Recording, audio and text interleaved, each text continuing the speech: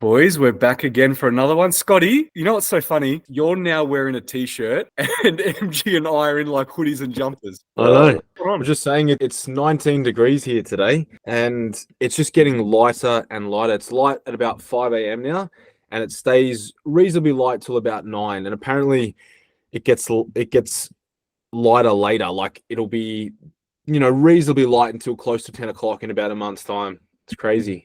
Wow, that's pretty late. Are Yeah, you I know. wearing a jersey? What are you wearing? No, I'm just wearing it's just a t-shirt. Oh, are you going to bring some over? You going to bring some merch over? Man, I've got so much, even in this drawer here. It's just some of it I haven't even like. We'll take a opened. take. I got hoodies. It's one cool thing. We got so much cool gear, like long sleeves, jerseys, shorts. We got pants, but as you know, I don't really wear pants, so they're kind of still in the wrapper. But a lot of the stuff is all the winter range, and now that it's a bit warmer, most people are like, "Oh, 16 to 19 is really warm," but for us over here, this is beautiful. Yeah, well, when you get back, it'll be winter here. You got to bring hoodies back with you. You got to wear them. Yeah, I mean, winter, it'll be like, what's that, July? It's like lows of 5 or 6 and maybe like 13, 14. Mm-hmm. That's like a nice spring day over here, bro. So I'll still probably be in shorts and maybe a t-shirt, maybe not. But yeah, we've got to bring it back. But some of the stuff like the big long trench coat jackets we have, because when it's cold here in winter, you're fully rugged up. So I don't know how. Some of it will probably have to leave here, and I'll have to bring back when we come back over next year. But I'm going to bring as much of it back as I can. I sent Jen home with some of it when she went back earlier in the year. But how's the fam over there? Yeah, man, they're good. It's Harvey's birthday tomorrow in Melbourne. He's the 9th of May. And because I got to work on Thursday, we're actually going to celebrate his birthday tomorrow so that I can be home with him all day. Whereas on Thursday, I have to leave to go to training around about lunchtime. So I kind of miss. Technically, his birthday will be over by then in Melbourne. But we just said we're going to celebrate it on the Thursday as well. So he's kind of going to get to have 2 birthdays. So love him. Yeah, I was actually debating. I didn't say anything to you guys, but I was looking at flights about 2 weeks ago, like, for that national show in NBA. But Harvey's birthday party over here is on the Sunday, so I'm like, it's not gonna work out. But I'm definitely itching to get back and get amongst it, especially hearing about how amazing the weekend went. I heard Sydney was just absolutely fire.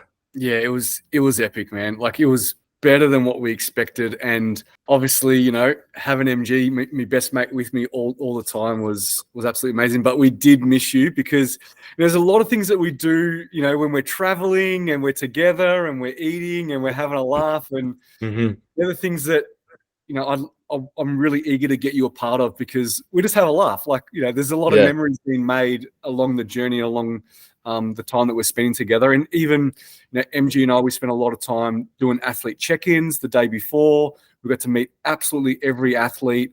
And then MG and I also were on the door pretty much all day too. And we got to meet every single spectator that came through. It was honestly a highlight, wasn't it, MG? Just getting to meet everyone. Man, it was unbelievable. There's such a vibe around what's happening, at NBA at the moment, man. And it felt that way. I was a little nervous as to how it was all going to go and what type of, I suppose, welcome we were going to get, and everyone was incredible. Meeting all the athletes, and that night before, where MT and I sat there with Stu and basically got the opportunity to check everyone in before, whilst everyone was doing their cans, which was really useful in terms of getting us ahead of the game, so that Sunday was a lot smoother. But it gave us the opportunity to be able to interact with athletes and take some time to get to know them, and then re-see them on the Sunday. There was already that familiarity there.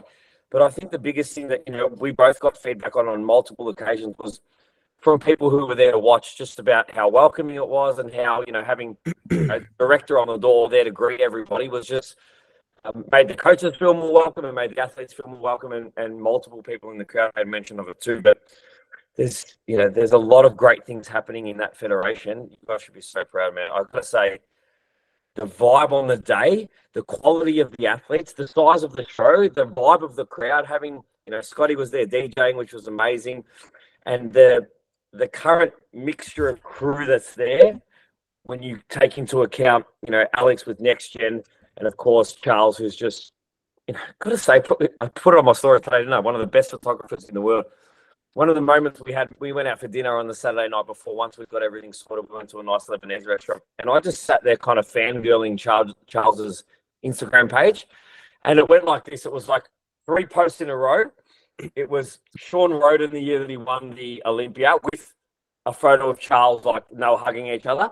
The next post was Phil Heath that he shot personally, and the post after that was Stu. That was like, yeah, it was awesome. It was like, and how cool that, that is the man that's, doing all the photography for all the NBA athletes. And it's just incredible. Anyway, the sport is in a great place. NBA is in a great place. And what I see over the next 12 to 18 months for the athletes and for the industry, because of what you guys are doing, and, I'm now a part of that, which is amazing, is fucking next level. People should be getting excited. I get goosebumps talking about it now. I had goosebumps on the weekends multiple times. The show was phenomenal. Yeah, it was great. And I'm really looking forward to the Nationals here in Melbourne. Obviously, the Clock Tower is an amazing venue, but just being our home state and just knowing majority of people, and also it being a Nationals and having the best quality athletes there, it's going to be incredible. I cannot wait for this weekend. It's going to be crazy. I think by the end, we're all going to be completely drained of energy, but it's all going to be worth it. And and without getting into specifics, we can kind of let people know, like, it's a huge Nationals for season A. It's about 30 people greater than the last Nationals for season A, right?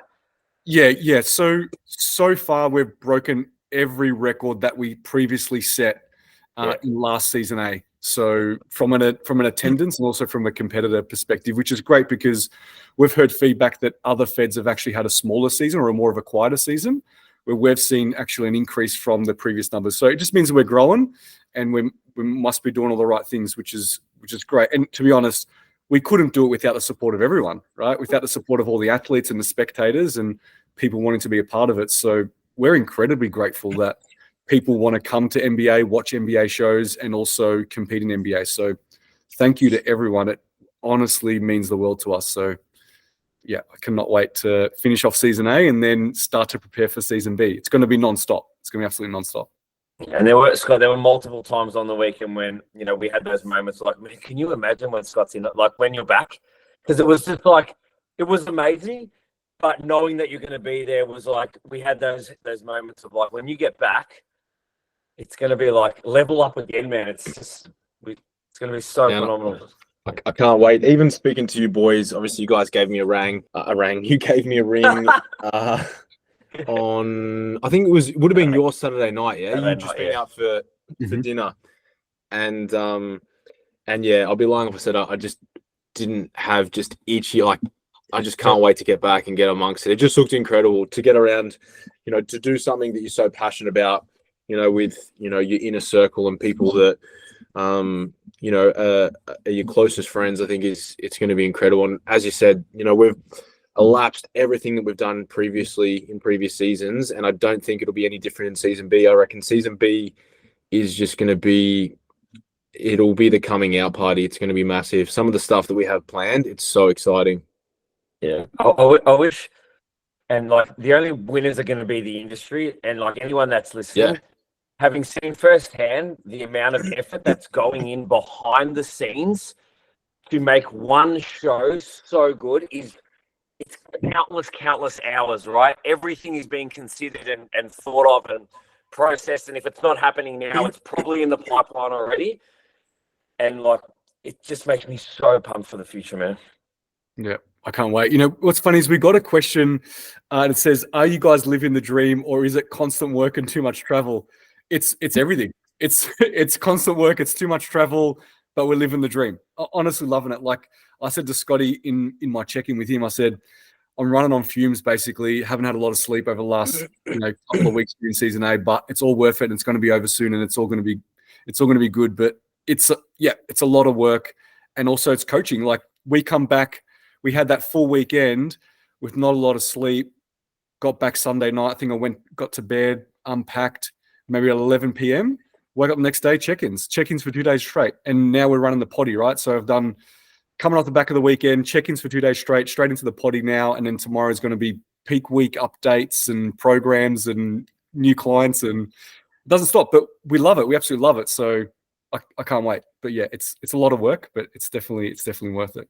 All right, we've got a fair bit of questions. So I'm just going to do what I did last week. Just going to roll through them. Just literally going to like go to the top and roll through them all. So you guys ready for this? Yep. Yeah, I've been just looking forward to hearing Scotty's voice. So let's go. I'm excited, man. Now we're going to start on one that Scotty needs to answer, so you can listen. Nah. Yeah. Well, I'll see if I can find maybe one. just you pass it to me and then I'll pass it to MG. And then he can either serve it or he can pass it back. Okay, cool. I'm going to start on this one, all right? So this has to do with hybrid training. So there's this thing that's happening down here. It's called Hyrox. It's like an event that they do, like mixed. I don't even know how to explain it, right? But anyways. Oh, is it Hyrox? Is it? Yeah, Hyrox. Yeah. Cool. Okay. Yeah. Yeah. Do you know much about it, MG? No, only that I've just started coaching someone who's doing it. So yeah. So it's a competition. It's hybrid training, I guess. So some people have been asking thoughts on if you're trying to include some hybrid training into your week, running days, HIIT classes, those kind of things.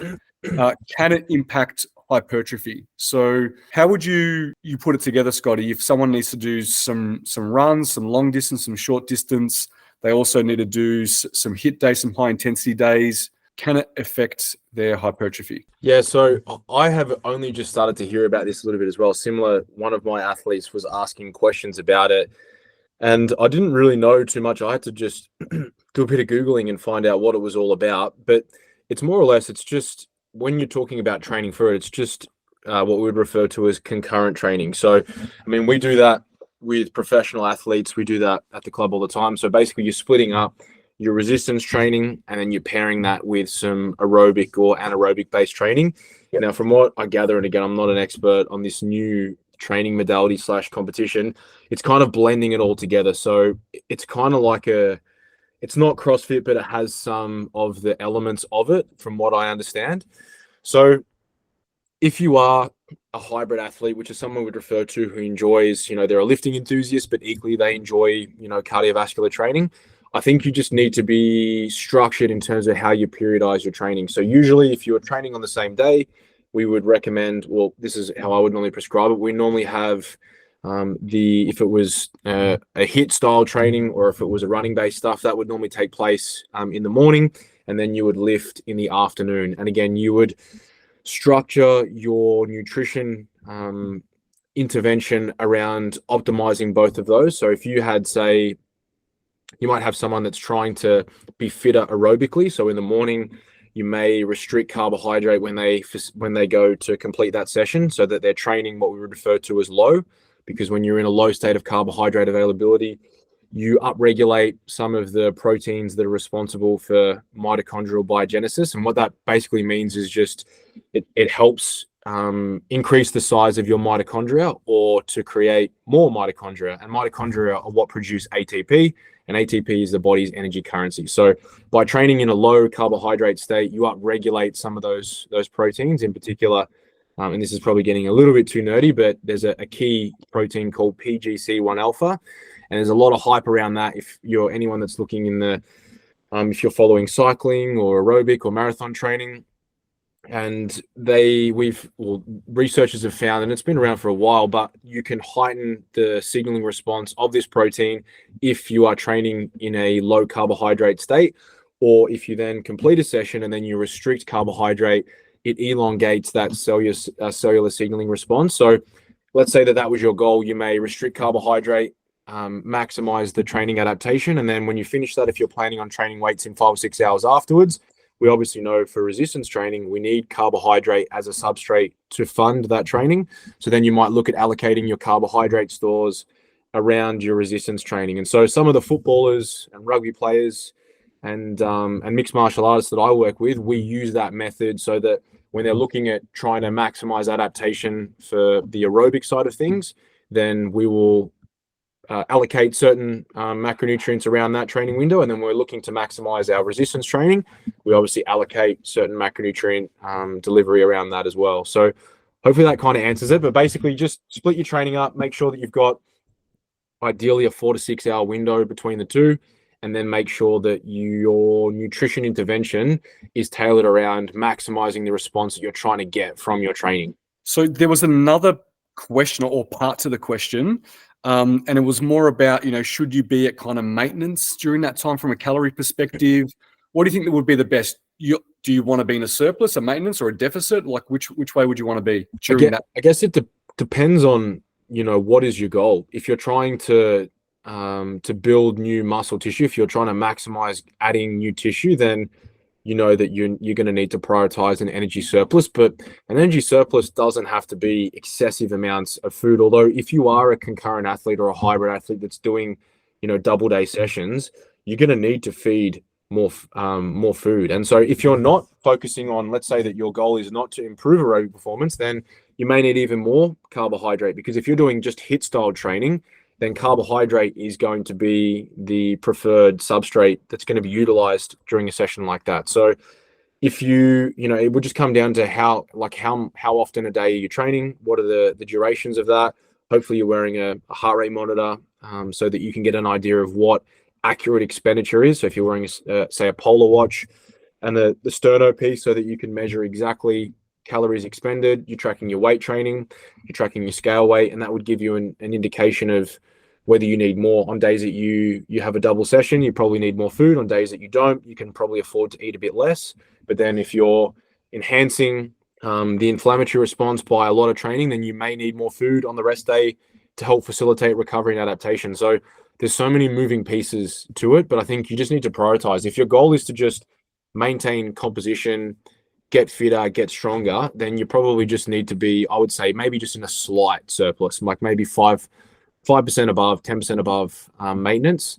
But if you're trying to grow new muscle, then obviously your resistance training needs to take priority, because you're kind of jack of all trades.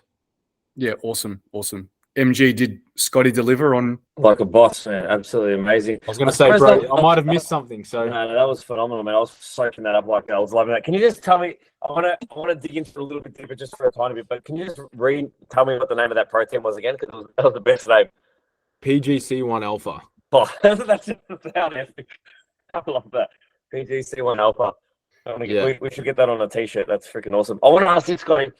What if the person that was asking this, being that they listen to us, is wondering whether they could have that goal whilst getting ready for a show? Do you think that those two goals could be conducive? They can, but I think, again, context, if you're a bikini athlete and your conditioning requirements aren't as heightened as, say, a bodybuilder or a fitness or a figure female athlete, then maybe. But obviously, as we know, the leaner that you get, the less fat mass you have, perceived energy availability is lower, and your recoverability is also diminished. And so if you're also trying to perform a lot of running, when you don't have that amount of fat mass, recoverability is decreased. At some point, you're going to run out of rope, and, things like tendinopathy or plantar fasciitis, things of that nature are probably going to start to become an issue, because if you think about the start of prep, you're fresh, your body feels good, you can train, you can do the things at a heavier body weight with more food, and you can get away with it, versus, like, let's say that, you try and perform a heavy deadlift in the last 2 weeks of prep, you don't warm up adequately, and you might feel a slight twinge. You could pay the price of that for the rest of your prep, versus in the improvement season, it might be like, oh, I'm a little bit tight on that. You could go again, wake up the next day, and you'd be fine. So I think if you're going to do a contest prep, and this is just my opinion, I feel like you're investing so much time and sacrifice what it's like to live in that condition. I think anything that's going to potentially disrupt it, and it would be deleterious is the word I was going to use, but I was debating whether I say it or not. It would be deleterious. I was trying to think of anything else, but it's the most optimal word for that, but for this specific context. It would be, non-advantageous to your progression. So I don't normally recommend running, because you're just going to beat up your body more than you need to. I think if you're going to do cardio, and that's why, as you boys know, I'm more of an advocate for something like bike, because there's no eccentric phase. It's a lot more body friendly, versus if you're running, you're just probably going to accumulate unnecessary fatigue. Mate, that is now the most comprehensive answer you could get to that question in its entirety, man. That's epic. Scotty delivers again. All right, let's move on to the next one. Tips on getting out of a prep slump between shows if they are weeks apart. So, some people may have competed a couple of weeks ago in a different show. They've probably got maybe 1 or 2 shows left. It's been a couple of weeks between. They may fall into a slump. MG, what do you think? Some tips of trying to get out of that slump? I think for a lot of people, sometimes the result of the first show can dictate, what can happen in that gap. And it can go either way. And I'll give you some examples, all right? Let's say you do really, really well in the first show and you've got another show coming up. There's the feeling that, you're going to be able to relive that success. So you kind of hang on that for the next 3 or 4 weeks, and that's what gets you through. Then there's, someone who feels like, they wish they had done a little bit better, or maybe, things might have been different with the way they looked or their peak. And that's what motivates them to get through to the next show. There's also the side for a lot of people where, maybe the result wasn't what they expected, and they kind of feel like they don't want to grind for another 4 or 5 weeks after having already, grinded for 24 plus for potentially the same outcome or the same result on stage. I think it needs to be bigger than that. And I think that, the drive to compete needs to go above and beyond what your results are. And it always goes back to your original starting reason. Like, what was your why when you began? And ultimately, I'm a big advocate for, it's 3 or 4 more weeks to improve and to present something that was, better than what you did last time. So I think it's definitely an attitude thing. And I think for most people, sometimes it's a bit of a reset to sit down with your coach and say, okay, well, I'm struggling now. I think the biggest thing there is make sure that you communicate that with your coach. Don't suffer in silence if you're feeling like that you are struggling from comp 1 to comp 2. I've got some athletes competing on the weekend, or an athlete competing on the weekend, that definitely went through that. They got through this pro, they loved it, but when they got back into the grind, they got back into the dig phase, when we wanted to push conditioning a little more, we took it to a place we'd never been from a nutritional standpoint and from a cardio standpoint, and that had some trade-offs, right? We talk about it all the time. And one of those trade-offs were energy deprivation was at its all-time highest. But my reminder was that it was for the greater good, and it was, again, to present something that we hadn't yet done. And, the terminology that Scotty uses about entering into uncharted territory, we did that. And we now have a result that was better than we'd had before. So I think you just need to remind yourself as to what you're trying to get out of that 3 or 4 weeks between comps, and remind yourself why you started the journey in the first place, and utilize that time to make it count and present something new. Yeah, I love that. So 2 bits. One is, the first one about the results is, your next show is going to be different competitors, different lineup, potentially different judges if you're doing a different federation. So don't hang your hat on or worry about what happened in the last show, because the next show could be completely different, right? So they're 2 different things. So don't let that get you down or get in your way at all. The next thing is that you said is, you now have this opportunity that you've never had before to do something to improve and see what result you can actually get if you continue to keep pushing, make adjustments and changes, and see what you can do. You will regret it if you don't go through this. What would happen if I would have done this for an extra 4 more weeks? What would happen if we would have tweaked this or done this differently? How would my body react? What would have been the outcome? You're now gathering information and data to improve, but also learn for next time too. So take this opportunity. It's only going to be a benefit for you. What do you think, Scotty? Anything to add on that? No, I think you boys covered it perfectly. Okay. Do you have any tips for mentally dealing with injuries and having to pull back on training? I know, MG, you've gone through this a little bit with a couple little things you've had come up. Do you want to address this one first? Yeah, man. I can say, and I've gone through quite a few things over the journey. I've had, for anyone that doesn't know, I've had 3 knee reconstructions, which have set me back. On top of that, I've had knee surgeries to do some cleanups and tidy ups. The last one, and Scott can chip in on this too, because he sort of helped get me through the last one, where, to the back end of my prep for my last show, my knee didn't want to get us through. And, you spoke about it before, man, recoverability diminishing as you're getting leaner and leaner. Well, when I sort of got down to, those low levels of body fat, my knee was just refusing to allow me to do anything. And, we had to make a ton of adjustments to the program. But, depending on the severity of the injury, sometimes it can be more than one way to skin a cat, as we say. So, things like looking at exercise selection, or even, one of the things that we did, or that Scott implemented back then, which was awesome, was we actually changed the way we trained our split so that we were able to split volume up. So I wasn't hitting a body part so hard at one go. We're actually splitting that volume up. So like basically all of my days at that point in time turned a little more full body, because one solid leg day was just too much for me to handle at that point in time. From an attitude perspective or a mental health perspective, it can be really, really difficult. But ultimately, trying to rush back or do something too soon to put yourself in a hole for a really long period of time is also not worth it. And that's something that I talk to athletes about, even when somebody's sick with a cold or a flu. I don't know where you guys sit with this, but 1 or 2 extra rest days potentially to get you back to full health within a week versus trying to grind out and train while you've got a nasty cold or flu and then end up being in a hole for 2 or 3 weeks. For me, I don't think the trade-off is worth it. Same things with injury, but again, context is important, and it's really going to depend on the severity of it. Anything you want to touch on, Scotty?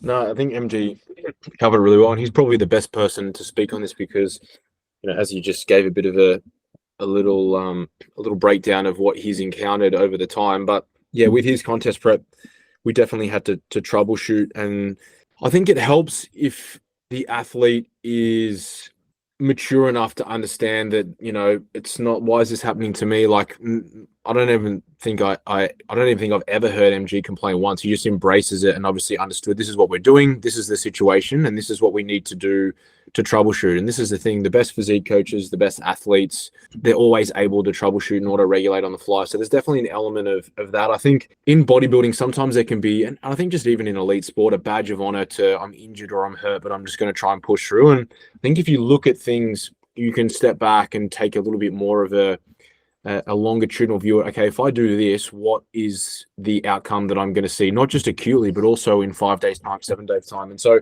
a cold is a perfect example in contest prep. You might be really, really super lean. Immunological function is down-regulated, but you're probably 6 out of 10 in terms of being sick. You can barely breathe. You got a cough. You got bronchitis, but you're like, nah, I've got to do my cardio. I've got to train.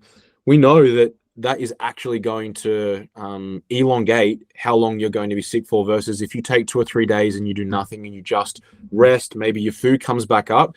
Not saying that you go to a surplus, but maybe you lose progress for 3 or 4 days, but then you can get back to doing what you're doing, versus if you stay at like 50% or 40% for 2 or 3 weeks, that costs you a hell of a lot more than those 3 days. So I think it's one of those situations where having a good coach and having someone who's not just trying to run you into the ground understands this is not ideal, but we're going to need to push food back in. We're going to need to take expenditure out, and we need to just put you on the sidelines to recoup, and then we'll reassess. It's one of those things. It's a speed bump, not a stop sign, but trying to push through if you're short on time. Sometimes these things happen. And I guess that's why we always try and build in a little bit more of a lengthier timeline to our contest prep to allow for these little, areas of turbulence, if you will. Yeah. And the other thing that I want to add as well is, and I know all 3 of us are big advocates of this, is to not kind of adopt the she'll be right attitude with thinking that things are just going to get better. As soon as an athlete gives me feedback that something's not right, I'm trying to get it diagnosed as quick as possible. So I'm like, go see a professional, go see a physiotherapist, someone that, we trust, or someone that we feel like is going to be able to actually tell us what's going on so that we can get on top of it sooner. Because sometimes what can happen is, you get a little bit of a niggle or you got a bit of a twinge, and you feel like it might be right the next day. All of a sudden, one day turns into a week, and you've lost 2 weeks, and you still don't know where it is, what it is. The pain's still there. You're limited in what you can do with training, but you haven't seen anyone yet, so you're no closer to actually understanding what's going on. So I think sometimes, changing the attitude to she'll be right to actually, all right, well, I'm taking my physique seriously. I'm taking this prep seriously, even if it's off season. When it counts the most, I'm taking this off-season seriously. I'm going to go get it diagnosed as quickly as possible so that we can then work out what the plan is to get back to being, lifting as normal as soon as possible. Awesome. I think you guys nailed it on that one. How far above stage weight should you typically push your female clients in the improvement season? Now, I know, Scotty, we've kind of spoken about this in the past. Typical percentages will see someone 5-10% above stage weight during the 4 to 6 week post-comp, and then in the improvement season, looking to build in between that 12, 15, 18%. Are they the kind of numbers that you normally typically look at? And then do you ever find someone that is above those numbers, that's our typical range, but they look perfectly fine and great and you're happy with their physique? Yeah, again, we don't use those numbers as absolutes. They're more or less a range, and some people can afford to get away with being a bit heavier and still look like, you know, they're in reasonable condition. And this was directed at females, though, this question, wasn't it? Mm-hmm. Yeah, so I think some of the things that you look at post-comp, firstly, is you want to restore some of the systems that have been down-regulated as a result of prolonged energy deprivation. You know, the first one, immunological function, sex hormone production, they're some of the biggest ones. And so for some people, that means if they've been really, really lean, they're usually the ones that may have to spend a little bit more time being a bit fluffier and a bit softer in that first initial phase of the improvement season, because maybe their reverse didn't go as planned. They may have had some issues with rebounding and eating and things of that nature, and so maybe they're a little bit higher than, you know, you would have originally planned. But you get to a point where they're still feeling good, they still aesthetically look okay, even though they're a little bit further than those original ranges that we kind of listed. Training performance is good, recoverability is high. I don't see a problem with that, because that additional weight that was gained or body composition, that's likely going to come off when you run your first clean up / tidy up phase, which then gives you more runway to run your next push up phase. So I don't see a problem with that, but I think sometimes athletes and sometimes females can get a little carried away. Not even just females, to be honest, all athletes can get carried away pushing, eating. You know, if you're not paying close attention to the nutrition system that you have, it can be very easy that rate of gain starts to go a little bit too high in the space of, you know, 10, 12 weeks. Maybe your rate of gain is 300 to 500 grams per week. And instead of it being 100 to sort of 250 grams, you're 5 or 6 kilos up in that block versus, you know, maybe 2 or 3. And if that compounds over, you know, 3 or 4 phases, that could be the difference between an extra 10 kg above where you probably should be versus where you are. But I think as long as you have a plan and it's understood why you are where you are, then I don't normally see a problem with that. But if performance is not good and it's an issue around the athlete doesn't have control of their eating behaviors, then if there's any kind of red flag of disordered eating, and I'm not saying an eating disorder, I'm mentioning disordered eating, the two are very different, then I think you need to probably get to the root cause of that. And it may mean that, you know, contest prep for you, originally it was going to be a 2-year off season. Now it's going to be 3 or 4, because we need to fix this before we can even focus on, you know, putting goalposts up for a stage showing again. Yeah, you mentioned a couple of really, really good things about everyone is different and they're just numbers that we kind of have, but sometimes people are outside of those ranges. I know I have a client that did fitness, got very, very lean for her show, but we never really did a really big extended off season. And, you know, coming out of her prep, she's young, she's really adherent, she trains really, really hard. She's just been growing, and her weight is now above the range that we typically say you need to be within. And she was getting concerned. I said, your photos look great. You look amazing. You don't look out of condition at all. I'm not concerned about your body fat percentage at all. Yes, your weight is now above what we would recommend, but we don't utilize those numbers as absolutes. It's more about what you look like, how you're performing. And I'm more than happy for her to say, well, this is now your new physique. We're now setting new boundaries of what your off-season weight should actually be. And maybe your stage weight will be completely different when we get back down there again, and we'll start to recalibrate what your stage weight will be, what your off-season weight will be, and vice versa. So as you kind of said, Scotty, you know, they're kind of numbers that we have to kind of, from where they're commonly people fall, but we always assess on people's looks to really say, okay, no, we're in a good position. I know we normally like to be here, but I'm happy with where you're at.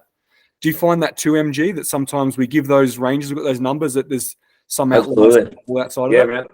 I've got a couple of athletes in the exact same position.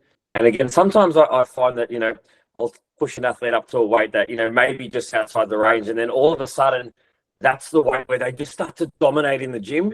And then what tends to happen is their performance skyrockets, and actually composition starts to get a little bit better.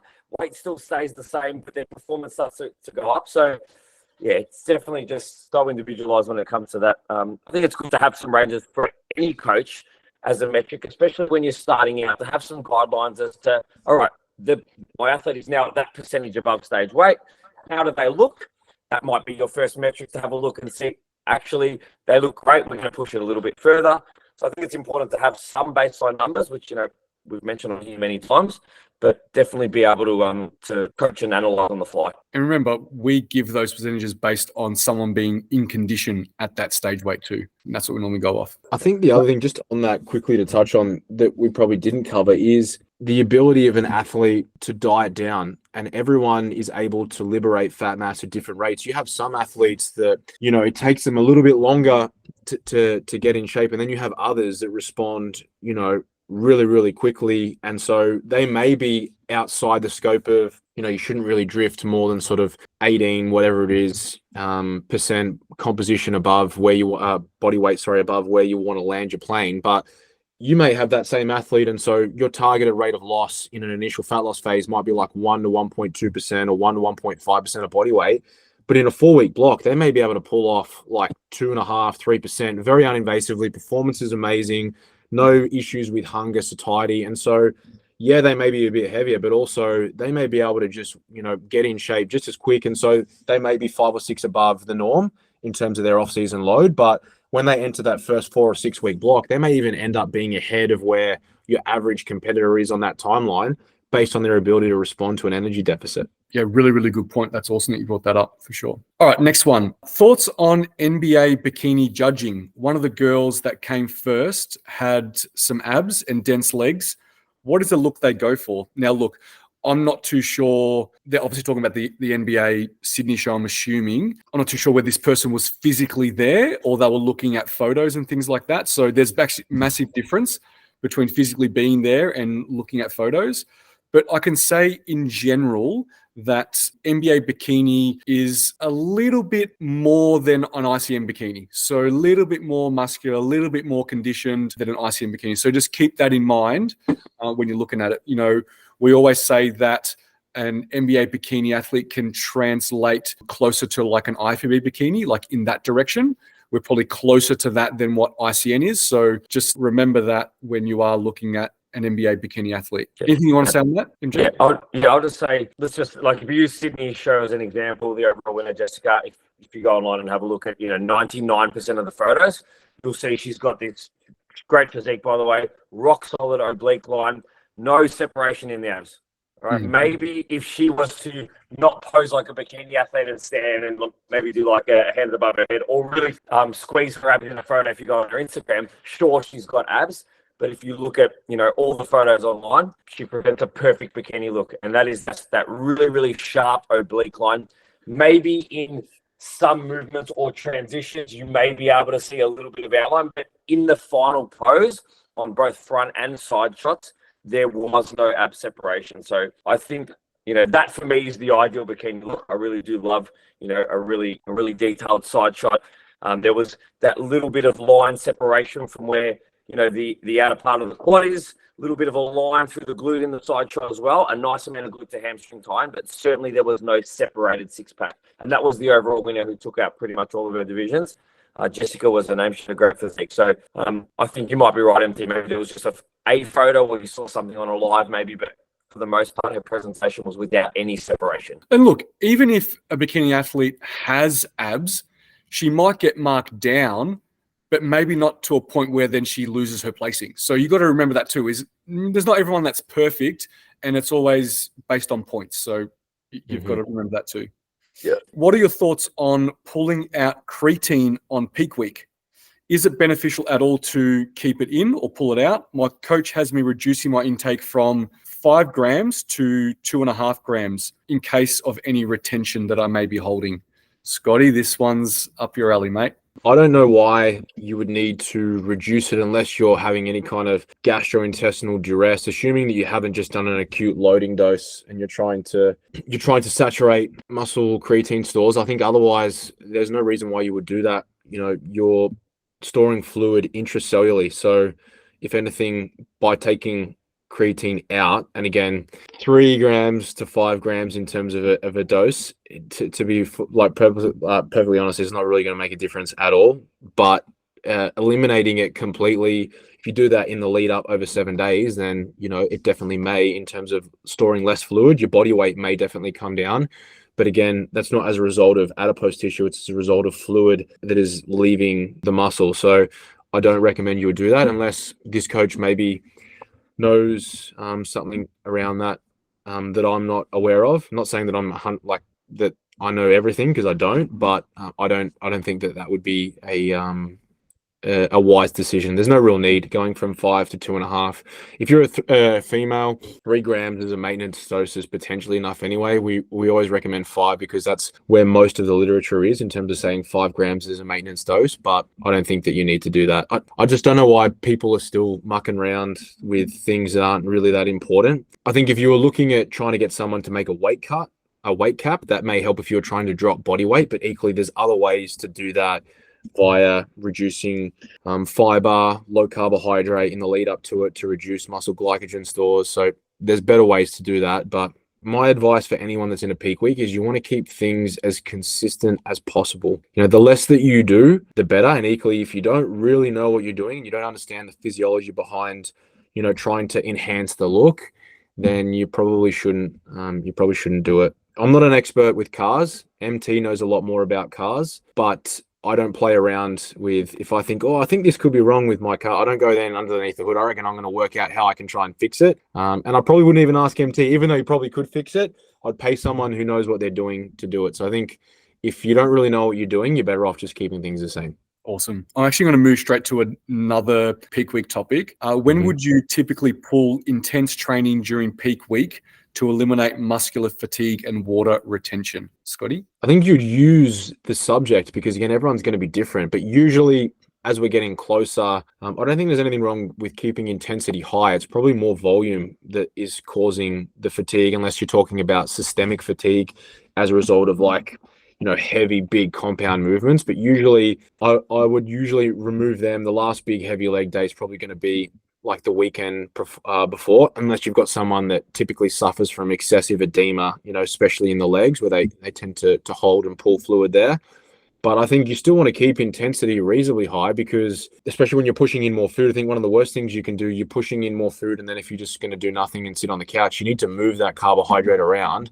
But the key is to not accumulate a ton of volume and not taking things perhaps to failure. So you basically just want to move blood around, get a really good pump. And so usually for me, like let's say the show this weekend is on a Sunday, I'll use Wayne as an example because people won't mind. He won't mind. His last solid training without making any reductions will be on a Thursday. And then so he'll scale back on a Friday. In fact, I think he's not training on a Friday. And then he'll do a GT session on a Saturday. Yeah, normally the same with my peeps is about 3 days leading to a show. So like a Sunday show, Thursday, Friday, Saturday, back off the intensity by about, 20-25%. Just don't want them to get sore, have DOMs and things like that, but they're still training relatively hard. So you just got to be careful. Also, another thing is to be really, really careful with getting massages and those kind of things. You don't want to get any, obviously, muscle damage during that time. And also don't get cupping done and needling done. You're going to get bruises and stuff. So just be really, really mindful of getting those kind of treatments. Anything you want to add to that, MG?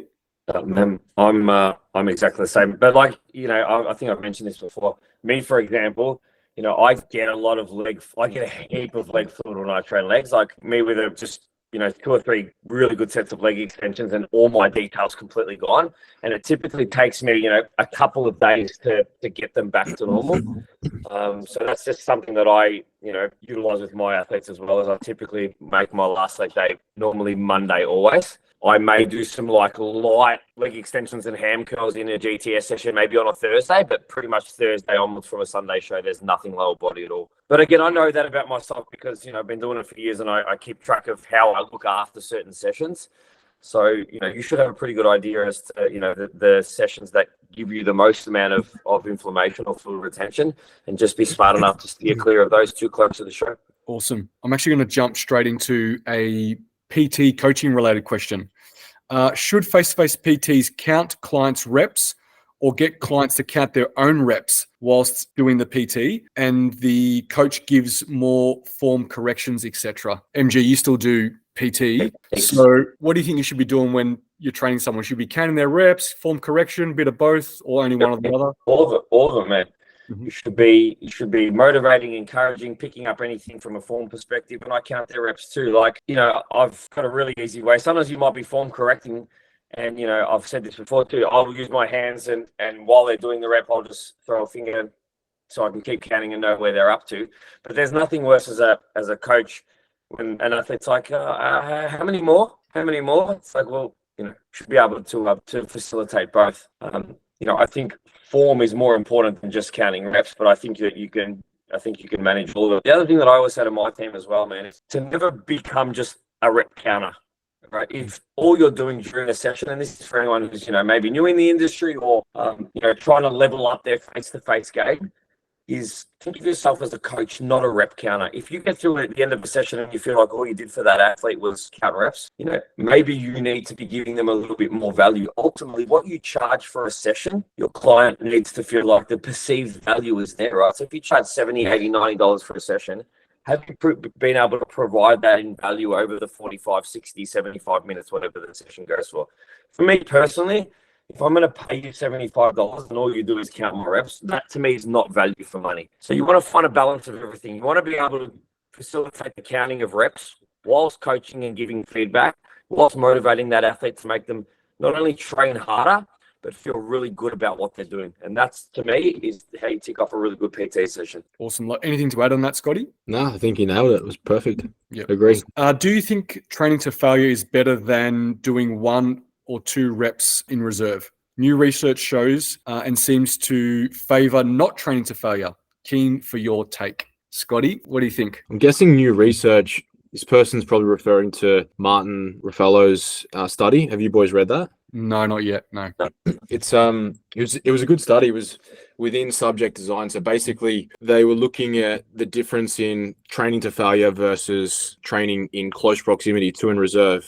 And what was good about it is that they actually made them unilateral based movements. So there's no, like, usually if you have a study and it's a between subject, you've got group A that are doing one intervention and group B that are doing the other. So the fact that the person's eating the same, they're sleeping the same, the only difference is that one leg is going to failure and the other leg is going to reps in reserve. I thought it was really, really good. And so I think the people that get, they're all in one camp. And I've heard there's a lot of people that are bashing Jackson Pios because he's very big on that. You got to train to failure. And there's a lot of bodybuilders that are also in that camp.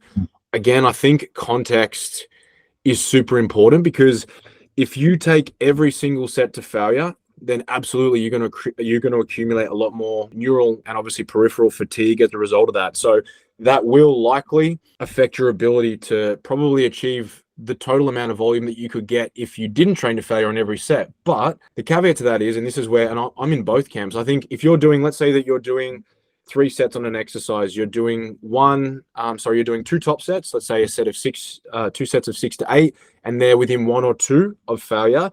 And then your last set, you're doing a set of 12 to 15 with a cluster and you're taking it to absolute failure. But then that's the end of that exercise. Yes, you'll accumulate a lot of fatigue on that, but you've also made sure that you're doing everything you can to heighten the cellular signaling response without potentially having done that on the first 2 sets. If you're doing everything to failure, for sure, it's going to be deleterious to your overall outcome. But if you're only doing 1 or 2 to failure every time, in my opinion, I think you still are leaving something on the table. And one of the biggest reasons, at least when I'm working with a new athlete, that I actually prescribe some cluster sets and some sets to failure is because we know with the research that it shows that when we test subjects and we get them to go to failure and then they're tested again with someone pushing them to failure, there's usually anywhere between 4 to 6 reps difference of where true failure lies. So, the research saying that these people went to failure, and equally all of the subjects within that study were powerlifters or bodybuilders. So they have a good understanding of that. The average person who doesn't train to that level of intensity, your 1 or 2 RIR is probably more like a 7 or an 8 RIR. So you're not really comparing apples with apples. And then your to failure set is probably more or less relatable to maybe 1 to 3 RIR. So I think unless you're working with someone that really knows what that is, for most people, I don't see a problem with it, because most people, in my opinion, probably don't train as hard as they think that they could. But I think having a mixed blend between the two and knowing how to prescribe that, you can use both of them. So I don't think that one is superior or inferior to the other. What do you boys think? Yeah, I think you touched on a really good point is I think you need to train to failure to know where it is.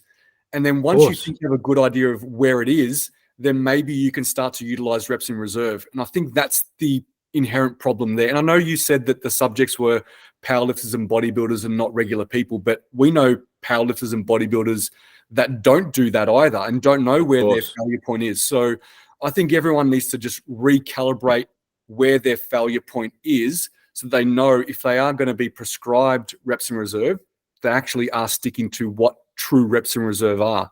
And I think that's the crux of it there. But, if that study was done and it was true reps in reserve for those type of people, then that's absolutely amazing. It's just practically, it's difficult to coach someone online and put it in their program and know they're actually following that reps in reserve truly.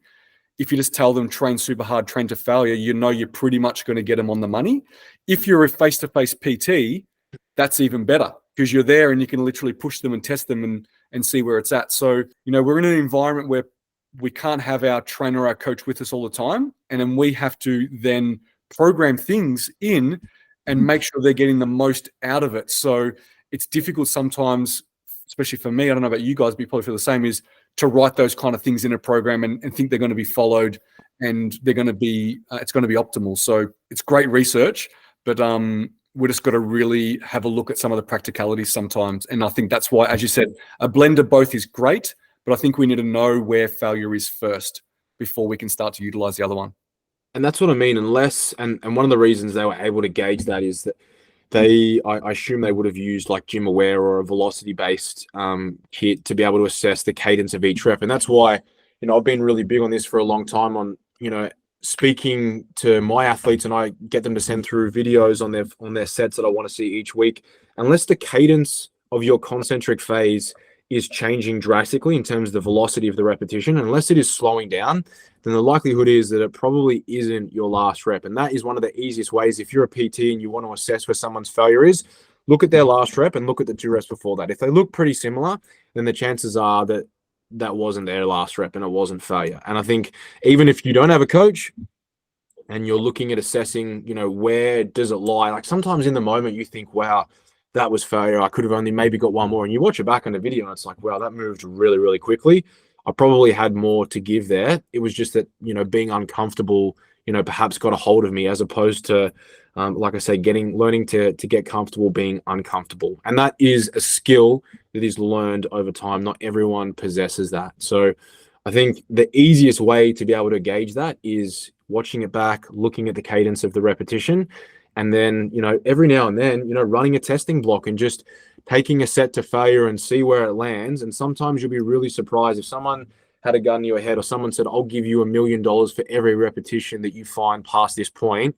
I'm sure sometimes if that was on the table, people would find a way to find a little bit more volume on a set. And not everyone wants to train that level, which is fine. But if we're talking about maximizing, one's adaptation and improvement, it's something that probably the entire, lifting community probably needs to continue to develop. And I think one thing, I know you do it, Scotty, because obviously I know you're programming, but I do it too, is we sometimes put those failure sets on the last set and we use that as a calibration.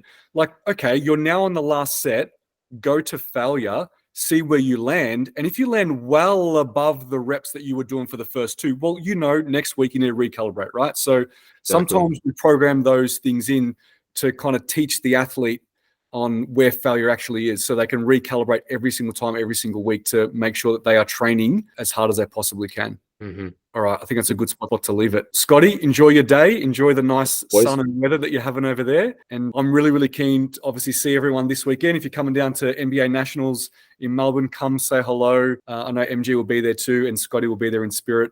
But I will. Look forward to seeing everyone. All right. Can't wait to see you. All right, guys. Have an awesome week. Take care, everybody. See you guys. Take care. See you, boys.